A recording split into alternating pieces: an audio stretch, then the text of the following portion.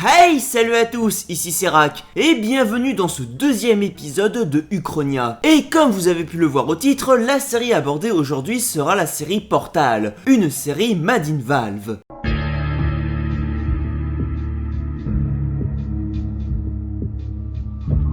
Alors avant de commencer, petit rappel concernant l'émission pour ceux qui n'auraient pas vu le premier épisode avec Fallout. Uchronia est donc une série faisant la part belle à l'Uchronie, comme le disait notre cher Captain Obvious, autrement dit l'histoire alternative. Ce via des scénarios déjà existants, du moins pour le moment, de films ou de jeux. Et aujourd'hui dans ce nouvel épisode, nous parlerons donc d'Aperture Science, c'est-à-dire de Portal, un jeu dont l'univers est relié à la série Half-Life, une autre série dont nous aborderons les points importants qui nous intéressent en parallèle au fur et à mesure de l'avancée de l'histoire, histoire de justement ne pas partir dans tous les sens, parce que vous allez voir, c'est quand même assez compliqué. Alors juste avant de commencer, sachez qu'au niveau des recherches, ça a été encore plus compliqué que la première fois avec Fallout, parce que là j'ai dû aller jusqu'à explorer les fichiers audio non utilisés et les textures du jeu, pour vérifier des théories et autres éléments imprécis. Donc j'ai essayé de faire au mieux avec ce que j'avais, et de rester dans la logique des événements antérieurs ou postérieurs, quand il y a ce qu'on pourrait qualifier de trous ou vides temporels dans l'histoire officielle. Des vides souvent volontaires, ceci dit,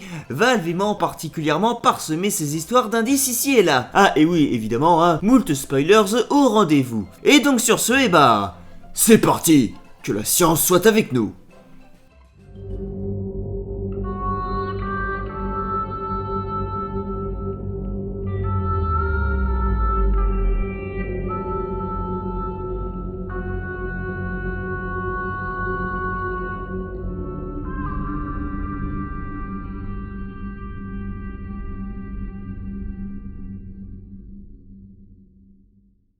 L'univers de la série Portal diverge d'une autre durant la première moitié du XXe siècle, quand un certain Cave Johnson crée une société connue sous le nom de Aperture Fixture, une société spécialisée dans la vente de rideaux de douche. Nous sommes alors en 1943, la guerre fait rage en Europe, et c'est à ce moment précis que la temporalité de Portal va diverger de la nôtre pour prendre un chemin différent. En effet, cet homme d'affaires, qui est alors Cave Johnson, réussit à conclure un contrat avec l'armée américaine, contrat fournissant celle-ci en rideaux de douche à travers le globe. Il empoche ainsi plusieurs millions de dollars jusqu'à finalement devenir milliardaire et obtient par la même occasion le titre du meilleur vendeur de rideaux de douche de l'année. À la tête donc d'une nouvelle petite fortune, Cave, qui s'intéresse depuis toujours à la science, décide alors de réaliser l'un de ses rêves de toujours en achetant un an plus tard des anciennes mines de sel situées dans le Michigan. Cela lui permet ainsi de construire ses nouvelles installations sur l'ancien réseau minier déjà existant, économisant ainsi une petite fortune en travaux. Il renomme par la même occasion son entreprise en Aperture Science Innovators.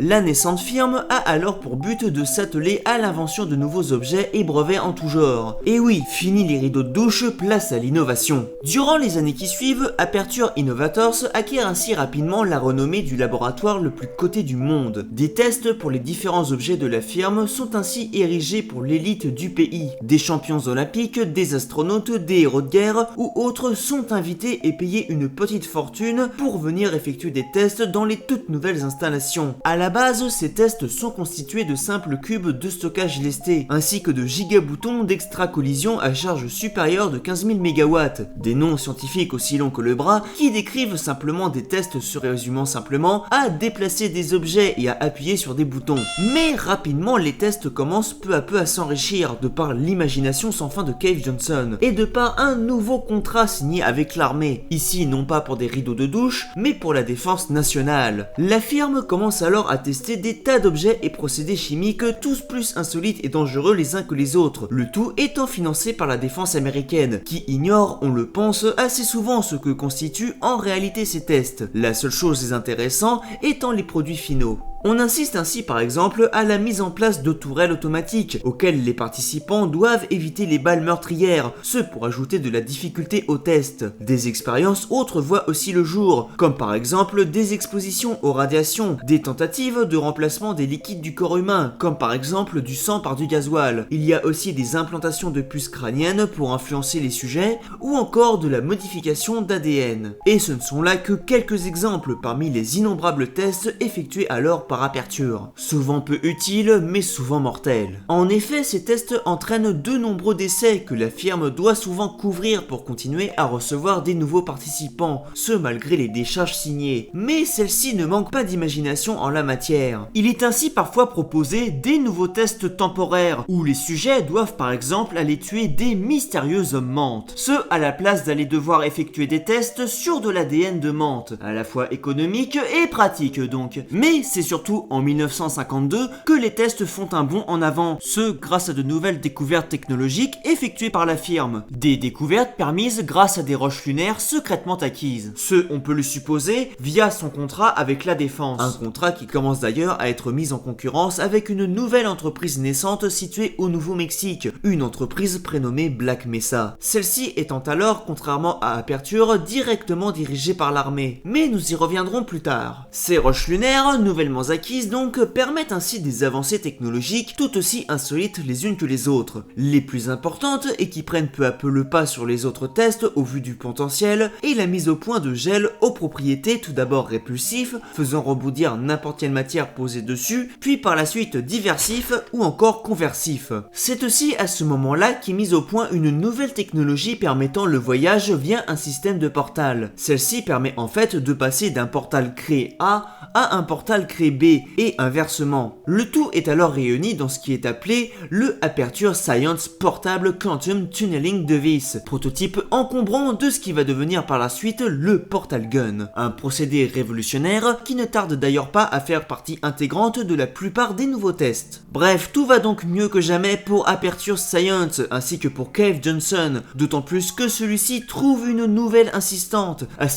qui devient vite, selon ses propres propos, essentielle à son entreprise, une dénommée Caroline. Mais bien vite, les événements vont se retourner contre Cave. En effet, au cours des années qui suivent, certains tests et même zones de test doivent être entièrement condamnés de par les radiations qui rendent ceux-ci non viables. Mais construire de nouvelles salles de test coûte cher pour Aperture, d'autant plus qu'en 1968, la firme est accusée par le Sénat américain dans l'affaire des astronautes disparus. Le Sénat accusant en fait indirectement Aperture d'avoir pris en otage des astronautes, ce pour effectuer ces tests. Le manque de sujets qualifiés devenant un véritable problème pour Aperture. Cave, de son côté, accuse leurs concurrents Black Mesa de voler de plus en plus leurs produits et rejette la faute sur eux. Cette accusation du Sénat est en réalité peut-être un coup monté de l'armée elle-même pour se dégager d'Aperture et du contrôle de Cave Johnson, tout en gardant sa technologie sous son propre contrôle via Black Mesa. Quoi qu'il en soit, c'est le début de la banqueroute pour Aperture à partir de là. Dans les années 70, à court d'argent donc, la firme commence à engager des civils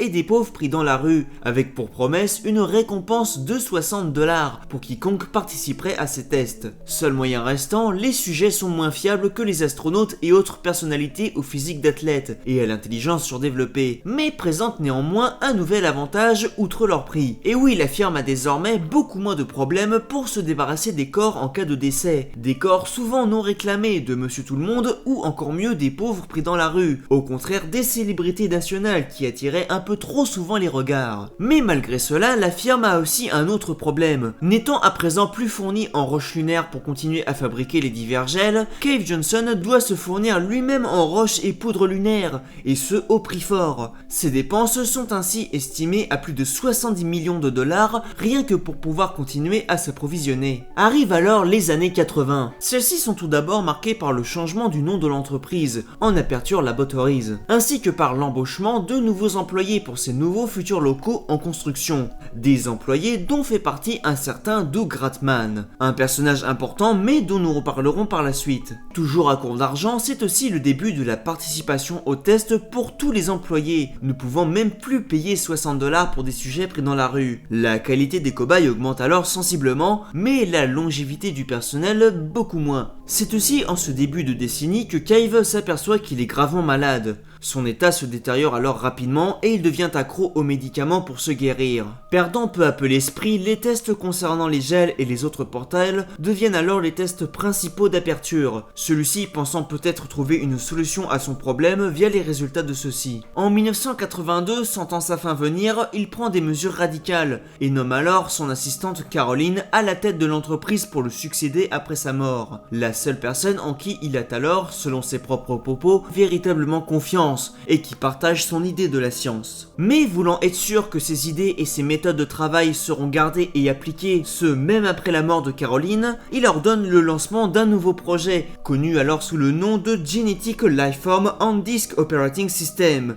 ou plus autrement appelé GLaDOS. Un projet qui permettra de transférer sa conscience dans un ordinateur ou celle de Caroline si il meurt. Caroline refuse de participer, mais il prend les mesures nécessaires et le choix ne lui sera pas donné. Il décède finalement peu de temps après cet annoncement. On ignore en revanche la date exacte. La conscience de Caroline est quant à elle transférée comme prévu peu de temps après cela. On ignore en revanche également ce qui est advenu d'elle après ces événements. 4 ans plus tard, en 1986, des mots font écho que Black Mesa travaillerait alors sur un projet secret de portal similaire à Aperture. Il est alors décidé de concrétiser le projet GLaDOS, qui est alors activé pour la première fois sous sa version 1, ce dans le but premier de sécuriser la société des éventuelles fuites et d'ainsi contrôler les employés. Mais cette première activation est un échec, GLaDOS tentant de tuer tous les employés. Celle-ci est alors stoppée et les recherches continuent. Arrive alors le début des années 90, qui marque un renouveau pour l'entreprise. Tout d'abord, celle-ci voit l'ouverture de ses nouveaux locaux par-dessus les anciennes installations minières, maintenant condamnées. Ceux-ci sont flambant neufs et possèdent une vraie allure de laboratoire moderne. Mais ces nouveaux locaux cachent aussi quelque chose. En effet, en secret est construit dans les sous-sols maintenant abandonnés un navire géant. Un navire embarquant une nouvelle technologie secrète basée sur la technologie des portals. Cette construction en profondeur est sûrement effectuée pour s'assurer que cette nouvelle technologie reste cette fois-ci bel et bien cachée de Black Mesa. Mais le navire, pourtant situé à plusieurs milliers de mètres de profondeur, disparaît mystérieusement quelques années après. On le pense de par un accident avec la technologie des portals justement, et aussi peut-être à cause des recherches d'Aperture sur le voyage dans le temps. Car considéré comme perdu, on ne retrouvera sa trace qu'une vingtaine d'années plus tard en plein Arctique. Les années 90 sont aussi marquées par le début des journées portes ouvertes pour les familles des employés. Et c'est à l'une de ces journées, prénommée Apportez votre fille au travail, que participe une jeune dénommée Shell. Shell qui va devenir elle aussi l'un des principaux protagonistes des futurs événements. En effet, au début des années 2000, sûrement fascinée par ce qu'elle avait vu, ou pour plaire à son père, un employé donc, celle-ci décide de postuler pour un poste chez Aperture. Mais l'ordinateur en charge alors des demandes d'emploi la refuse, celle-ci ayant été jugée non apte pour les tests de par son attitude subordonnée. Elle est finalement gardée pour un emploi à mi-temps, mais non en tant que sujet.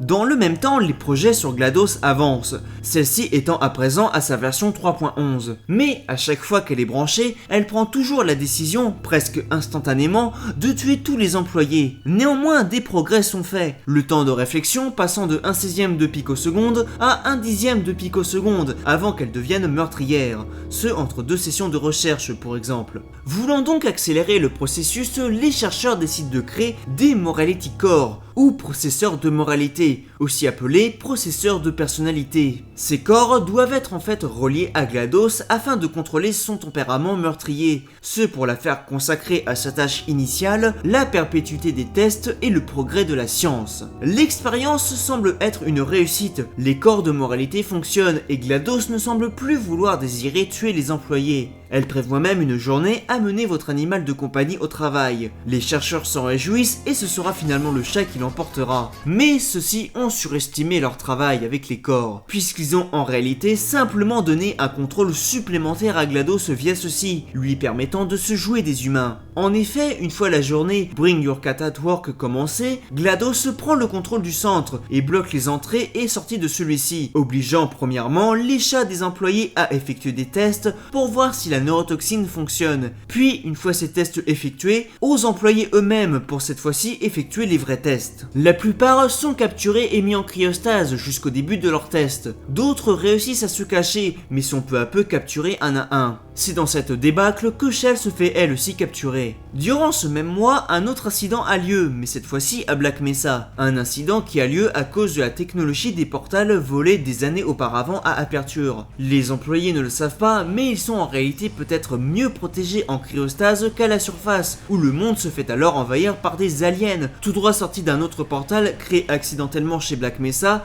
avec une autre dimension, la dimension Xen. Débute alors ce qu'on appelle la guerre des 7 heures, guerre qui s'achève par la réédition des gouvernements humains et la victoire des aliens. Et dire que tout ça s'est arrivé à cause de rideaux de douche, bref, c'est un peu compliqué et tout va bien dans le meilleur des mondes. Au départ, plusieurs milliers, les employés encore en liberté se retrouvent au nombre de 1. Seul Doug Ratman a en effet réussi à se cacher, connaissant parfaitement les locaux d'Aperture depuis ses nombreuses années de service. Cela maintenant fait plusieurs années qu'il est inlassablement traqué par GLaDOS, devenu lui-même paranoïaque à la limite de la schizophrénie. Mais il réussit finalement à s'incruster dans les terminaux des fichiers des employés et à changer l'ordre des sujets de test. Ne pouvant les libérer, il décide de mettre Shell en numéro 1 des sujets de test. Non pas pour son intelligence ou sa forme physique, qui est de loin dépassée par certains, mais selon ses propres propos, par simple intuition. Peut-être ceux-ci se connaissaient-ils avant, ou peut-être avait-il lu qu'elle avait été rejetée pour les tests de par son esprit subordonné. Quoi qu'il en soit, cette décision va lui sauver la vie.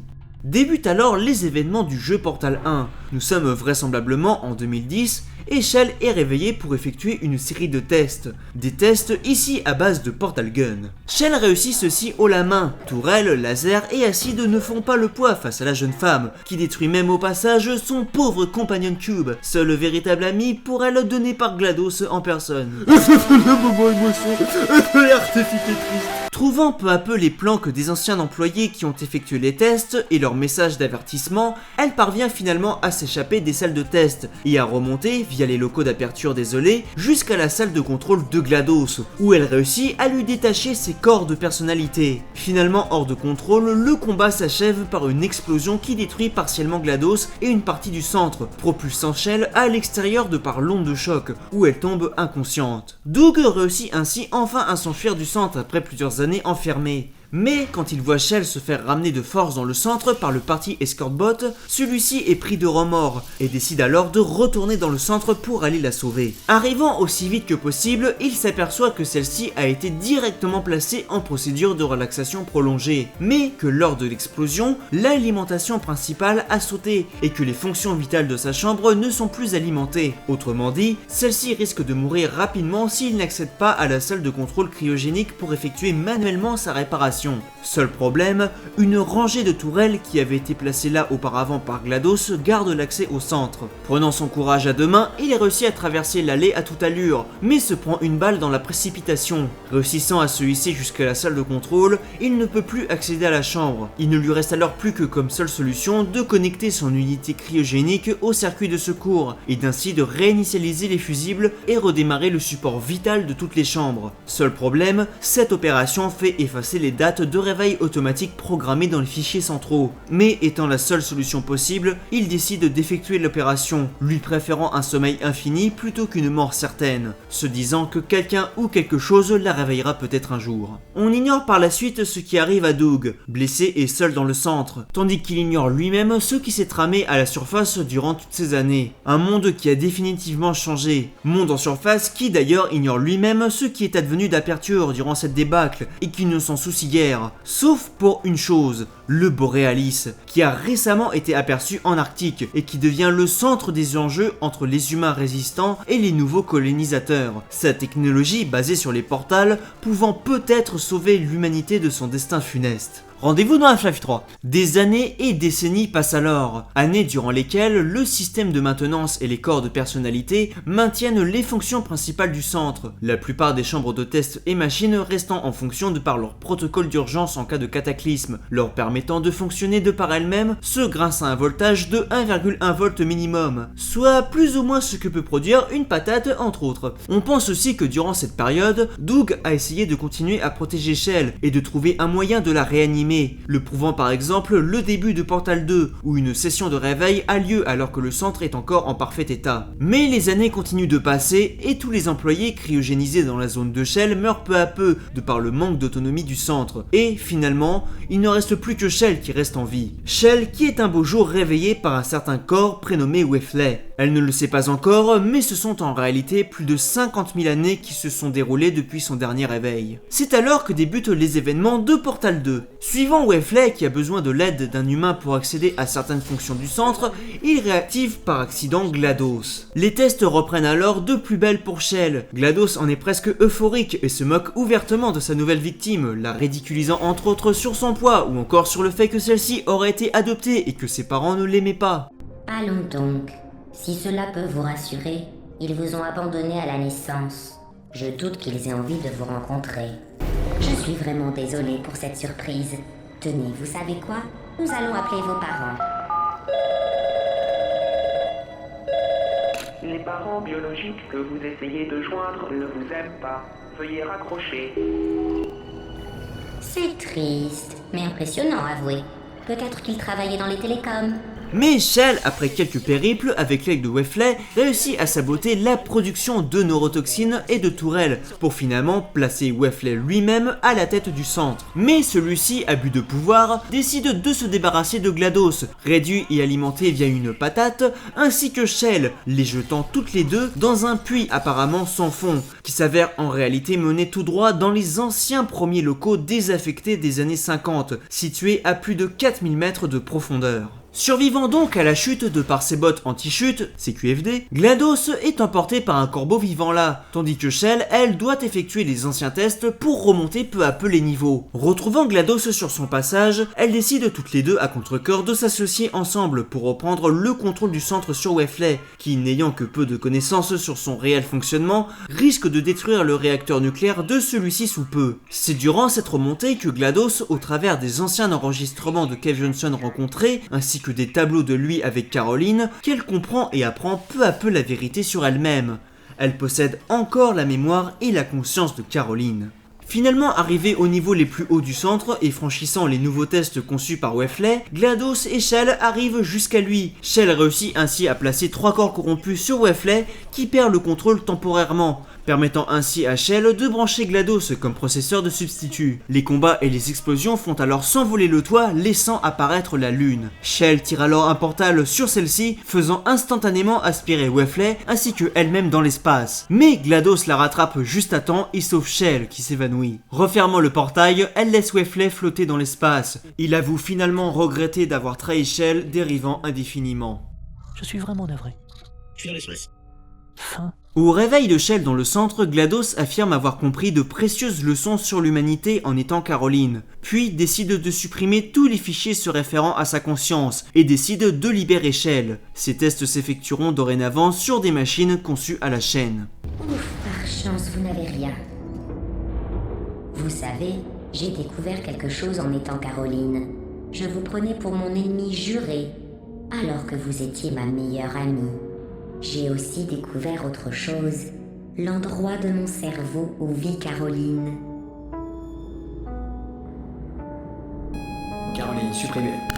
Bye bye, Caroline. Cette liberté laissant entendre une chose, GLaDOS sait désormais qui est en réalité Chell par rapport à Caroline, sa fille unique cachée, et donc implicitement la fille de GLaDOS elle-même. Sa propre fille. Une théorie qui pourrait expliquer le fait que Doug Ratman ait placé Chell en haut de la liste des sujets à tester, car connaissant sa véritable identité et sachant qu'il y avait une chance que GLaDOS s'en souvienne. En effet, durant les dernières années de sa vie, on entend souvent Cave Johnson faire écho de vengeance, ce du fait qu'il aurait peut-être découvert qu'en réalité, sa chère Caroline, avec qui il voulait tout partager, lui était infidèle avec un autre employé. Bon, j'ai pas mal réfléchi.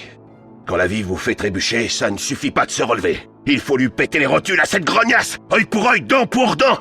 Et essaie un peu de te relever maintenant, traînez. Je vous jure, la vie regrettera le jour où elle a osé faire trébucher Cave Johnson. Tu sais qui je suis le grand méchant loup qui va faire tomber ta maison. Je vais ordonner à mes ingénieurs de monter des rotules sur ta maison pour pouvoir les lui péter. Il se serait alors vengé en obligeant Caroline à transférer sa conscience dans GLaDOS. Peu après sa mort, Caroline est devenue enceinte, donnant naissance à Shell. Mais Caroline devant être transférée dans GLaDOS, celle-ci dut abandonner Shell, qui ne la connut jamais. Caroline ayant été sûrement tuée durant le transfert. Shell fut donc élevée par son seul père dont Doug Ratman, le collègue, connaissait le secret. Mais là où ça va plus loin, c'est qu'on peut donc supposer que c'est en réalité Caroline qui, une fois devenue enceinte, a eu peur de Kev et l'a empoisonné vers 1982 par peur de ce qu'il aurait pu lui faire à elle et à sa fille, car parlant constamment de vengeance, ça aurait été la goutte de trop pour lui. Mais que lui, de son côté, en comprenant que Caroline l'avait empoisonné, se serait vengé d'elle en montant le projet GLaDOS et obligeant le transfert de sa conscience de force, sachant que cela la tuerait implicitement, puisque de toute manière, lui-même était déjà condamné. Je le dis, je le redis et je vais le diffuser en boucle pour que ça rentre dans le crâne à tout le monde. Si je crève avant que vous arriviez à me transférer dans un ordinateur, je veux que Caroline prenne la relève. Elle va rechigner, c'est son genre, toujours trop modeste. Je ne veux pas le savoir, forcez-lui la main. No, listen to me. Sir, I do not want this. Mr. Johnson, I don't want this. Expliquant donc par là l'instinct meurtrier de GLaDOS et son amour pour les poisons, reste de la colère de Caroline envers Cave empoisonné, ainsi qu'envers les employés qui lui ont obligé à faire le transfert. Ceci expliquant aussi par la même occasion les moqueries de GLaDOS sur Shell, notamment sur le fait qu'elle ait été adoptée et que ses parents ne l'aimaient pas. Une preuve cachée donc de la mémoire et de la conscience de Caroline encore présente dans GLaDOS et inconsciemment répulsée par elle. Une théorie qui coïncide d'ailleurs avec l'exposé de Shell réalisé entre 1990 et 1993 que l'on voit dans le jeu. Un exposé réalisé par une jeune fille d'une dizaine d'années, c'est-à-dire née entre 1980 et 1983, année où Caroline aurait été enceinte et aurait empoisonné Cave Johnson.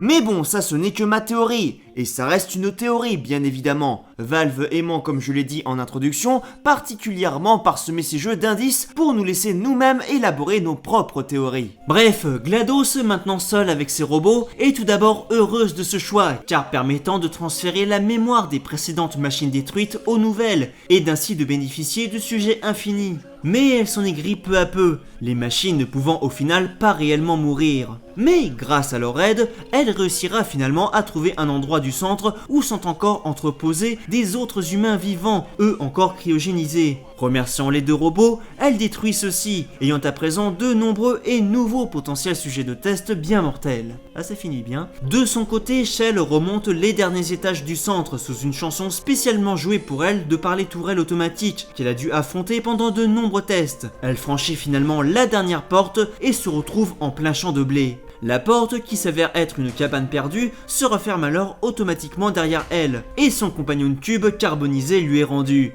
Dernier souvenir de la part d'Aperture pour ne pas affronter ce nouveau monde seul, mais en compagnie d'un ami. Ah bah là ça finit bien. Mais que Shell trouvera-t-elle dans ce nouveau monde dont elle ne sait rien? Les aliens dominent-ils toujours l'humanité? Et y a-t-il encore des humains vivants après tant d'années? Ou bien est-ce l'anarchie? Et qu'en est-il advenu du Borealis et de sa technologie? Eh bien, vous trouverez toutes ces réponses dans le jeu ultime du siècle que sera Half-Life 3, qui est censé apporter toutes ces réponses et bien d'autres encore.